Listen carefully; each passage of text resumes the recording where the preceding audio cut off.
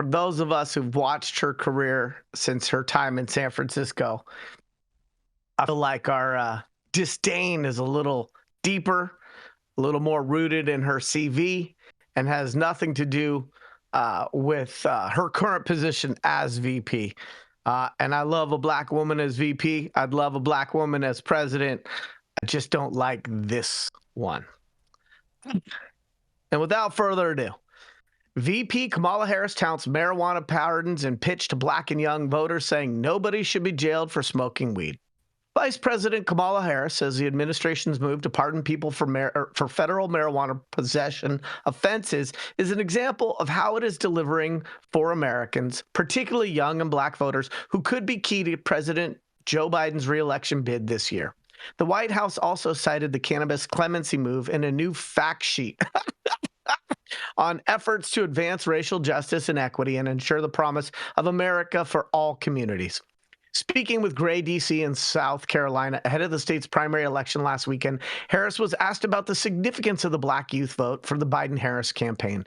She stressed the importance of reaching that demographic and said cannabis clemency is one action that should be uniquely appealing.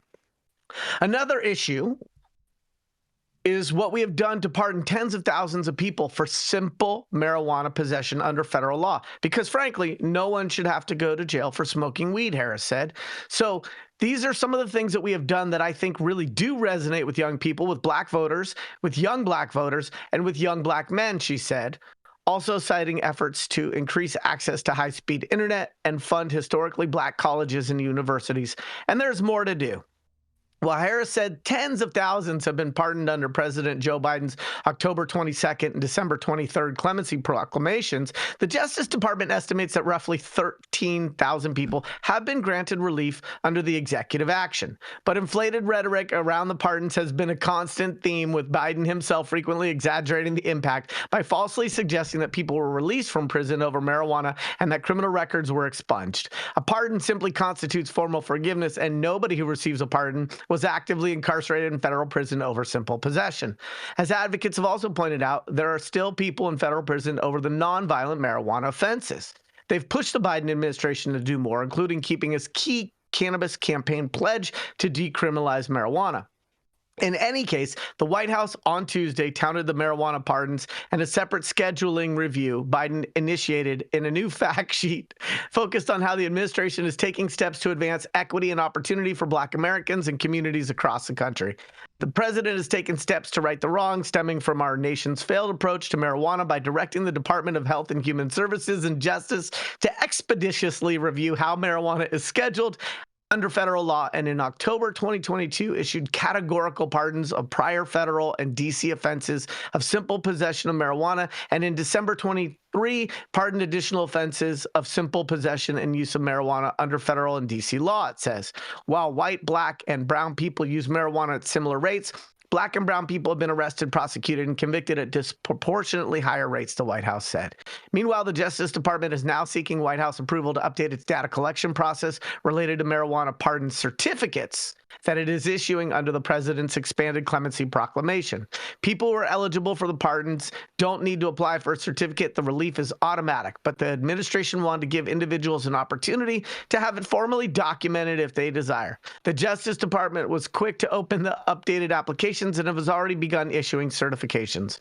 While Biden campaigned on marijuana decriminalization and Harris sponsored federal marijuana legalization legislation during her time in the Senate, the pardons in the administrative directive for federal agencies to review cannabis rescheduling represent the extent of the marijuana reform actions in the White House to date. I almost feel like I should reread that for our listeners and viewers. The pardons and an administrative directive for federal agencies to review cannabis scheduling represent the extent of the marijuana reform actions in the White House to date. Under the directive, the U.S. Department of Health and Human Services has recommended moving marijuana from Schedule 1 to Schedule 3 of the Controlled Substance Act and it's now up to the DEA to make the final call. But repeatedly touting his mass cannabis pardon and scheduling review, it seems Biden is aware of the political popularity of marijuana reform. And a recent poll suggests he stands to gain significantly in terms of favorability if his scheduling directive results in a reclassification under federal law. It found that voters' impression of the president jumped a net 11 points after hearing about the possible implications of the rescheduling review, and that includes an 11-point favorability swing among young voters 18 to 25 who will be critical in his re-election bid. All right, let me kick this off before I hear from my esteemed other panelists about what they have to think about today's headline. Let me just start with this. Harris was not Stacey Abrams. I was so happy that Biden chose a black woman as VP. I was not happy that this was the black woman he chose as VP. And for those of us who followed her career as a San Francisco native and watched her ascent to power in no small measure because of who she dated and the plum political appointments she received from Willie Brown on a variety of boards, as well as making it a misdemeanor for parents to have children who were truant, I have to say, I am not a fan. And I don't identify as red. So let's talk a little bit about this optics and grandstanding. When people say... First of all, can I just say this was a little confusing, Yarrow? Can you put together a fact sheet for us? Yeah, Yarrow, you gotta close. Yeah, what's that? We were both trying to jump into this shit. Go ahead, Yarrow. Finish this out. Yeah. So let me just finish this riff, ramble, and rant, and then y'all can have the floor. So when those of us who are on the left, centrist, or progressive side say, and there's more to do, I'm tired of hearing that. When you've been in office for years, don't tell me there's more to do. Do the more. Secondarily, when we talk about simple possession, nothing is simple about possession. Cannabis needs to be created, then it needs to be distributed, and then it needs to get to people who have simple possession. So to suggest that simple possession is the place where we should see reform is to disregard and dismiss the way in which cannabis has historically been produced, distributed, and then given to people who can then have simple possession. Anyway, I'm going to let my other panelists hop in on this. This is today's news. This is Yarrow Kubrin, High at 9 News, Wednesday morning, February 7th. You go first, Soham. I mean, first I was joking that, maybe we could get a fact sheet on Kamala Harris's career, but no, I agree with a lot of what Yarrow said. As it would be blank. Somebody who's it would be blank, Soham, if they created a fact sheet based off of there'd be like two lines at the top there. Plus, we want to include all that stuff about her implementing the mandatory 3-strike policy in California as the attorney general. And that's why anytime she makes a statement, first of all, she's also a terrible public speaker. Since she's become vice president. She was a lot more articulate on the campaign, but some of the stuff she said as VP it just has me cracking up.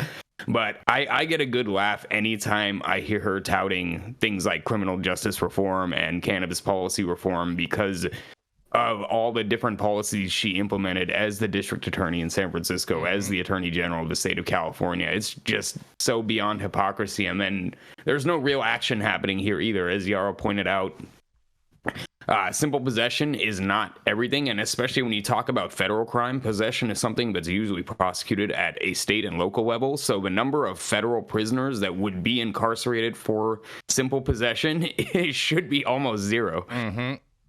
It was. So, no one was released from jail because of these pardons. Yeah. So I share your sadness with the evolution of Kamala Harris. You being brown, me. Yeah, I was gonna say. She being both of those. I feel like she does not represent either of our people. Yeah, I mean, I'll be honest. I think South Asians right now have a absolutely terrible representation in presidential politics. We got Nikki Haley, we got Vivek Ramaswamy, we got Kamala Harris. So, like, come on, like somebody better has to be out there. Right. So my response, like on this, is it's nothing more than sad pandering. And I think this is the absolute worst time to do this and to lie to the quote unquote younger black voters when they're leaving your party. They're waking up to the bullshit and to the lies.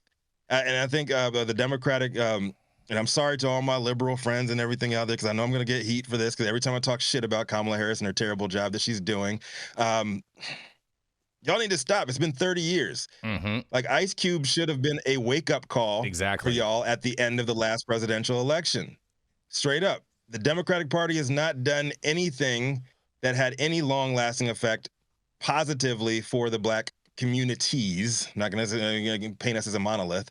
For black communities over the last 30 years.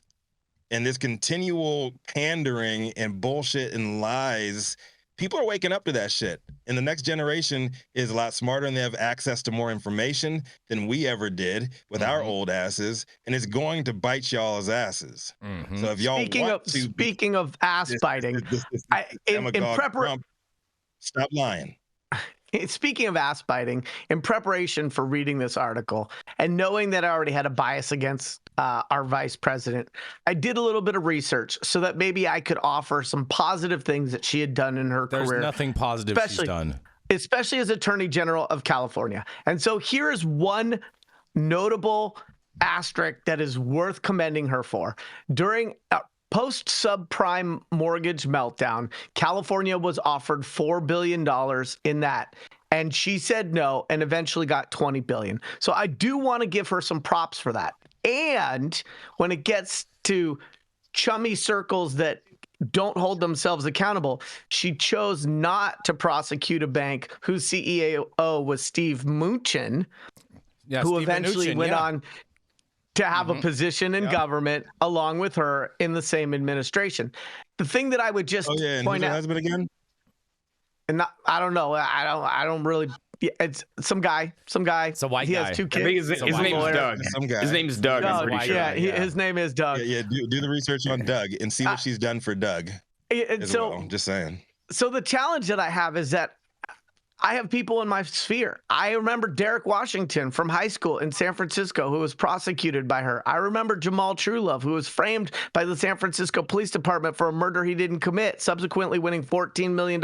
And all of that happened during her tenure. And so it's a challenge for me to hear the words that come out of her mouth, because unless she had some ayahuasca-inspired seismic shift in the way that she sees the world, it's like having an executioner finally decide they're going to put down their axe and then talk about peace, love, and patchouli. And so I'm not saying that all prosecutors or former prosecutors have blood on their hands, but I know the blood on this woman's hands, and I know that it doesn't wash off so easily.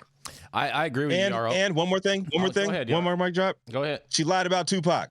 She never listened to Tupac. Remember that. If you look at the timelines, in the back of her friend's car when she was in college, timeline don't add up. Tupac was not out when she was in college. Exactly. She's a liar. That is total fake news. That is 100% fake news right there. And I feel like we should have a litmus test for all politicians and policymakers about A, whether you've listened to Tupac, and B, whether you would lie about listening to Tupac. Because Tupac is to American culture as much as a Norman Rockwell painting is. His music, his contribution is enmeshed, woven in to a certain era. Not just that, Yaro. As a black male, and so I'm gonna make this connection. I'm just speaking for myself, but I'm sure, I know, I'm sure, I know other black males have said the same exact thing. Tupac is much more than just an artist to the black male community around my generation. I'm 40 years old. And look at who his mama was. Yeah. Coming up, so coming up under Joe Biden's legislation, under Bill Clinton, and all these fools that put away our fathers and put away our uncles and brothers, instead of trying to heal people, you're throwing them in jail, calling them super predators and all that shit. Tupac was much like a father figure. He's much like almost on the level of like a Jesus figure. A Nobel poet laureate. Yes, who spoke to a generation. Yeah, he was everything to a lot of people coming up in the 90s, like straight up. And for her to just totally dismiss this and I misspoke, like no, you lied. And to brush off and to put our feelings towards somebody of that magnitude to our communities as a signal of hope to our communities, fighting back against the bullshit that you represent. It's pandering in its worst form. It's just straight up lying, and it's disingenuous, and it just shows that you never trust a cop. Stop the cap. I'm with that. You know, I'll say this in regards to this. I was on her medical cannabis task force when she was the district attorney in San Francisco. So I've watched this whole thing from the beginning in really the front row. And there was a lot of people getting prosecuted at that time. Prior, when we had Terrence Hallinan, we didn't have anyone getting prosecuted at that time unless the narcotics department went in and stepped in and went over Terrence and went over the district attorney's office and went directly to the feds with the information that they had. And that was how it was back then. She had more arrests while under her tenure as attorney general for cannabis than her predecessors. And is just mind blowing to me that people buy in to this rhetoric that she tries to pump down people's throat, and especially the thing about Tupac, bro. That I was like, that timeline doesn't even make sense. If anyone that can understand time in a calculator, you know what I mean, in a calendar, should know that that's total BS. She got rightfully roasted for that too. I don't think she did. I don't think she got rightfully roasted at all. She should still be getting roasted for that today. Yeah, I mean, we're roasting her right now. Tupac came out Digital Underground in 1990. She was in law school in the early 80s. And she was in the Bay Area. And Tupac spent time in Santa Rosa. And Tupac spent time in the East Bay. And that is where she grew up. That is where she started practicing in Alameda. And so it's not just that he's a cultural figure. It's not that he just represents an era in a zeitgeist. It's not just that his mom was part of one of the most progressive and instrumental movements in racial equality in the history of this country. Right. It is also that this is the same geography, and to be able to misrepresent that, to misspeak to that, to try to pander to a certain community. And I'm not going to say that she didn't get her own law degree, and I'm not going to say that she didn't build her own career. But when you're Willie Brown's side chick, I'm going to say, hold on. I don't believe that she built her own career. I'll go as far as say that. Well, let me finish my point. When you're Willie Brown's side chick, you get political appointments to an $80,000 committee over here and an $80,000 committee over there, it's not accurate to really present yourself as a self-made person in terms of that career trajectory. And I said it before, we need a black woman president. We need a black woman vice president. We need to see more diversity in the upper echelons of government in any branch.